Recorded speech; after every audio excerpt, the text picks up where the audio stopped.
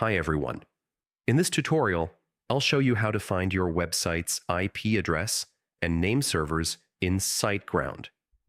This is especially helpful when you need to connect domains, configure DNS, or troubleshoot hosting issues.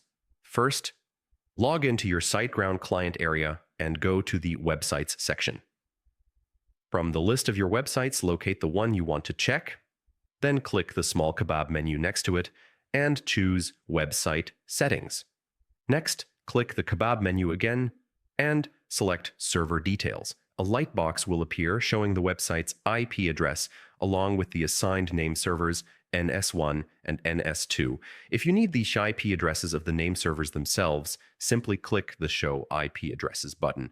For example, ns1.siteground.net points to 75.2.77.104, and ns2.siteground.net points to 99.83.229.113.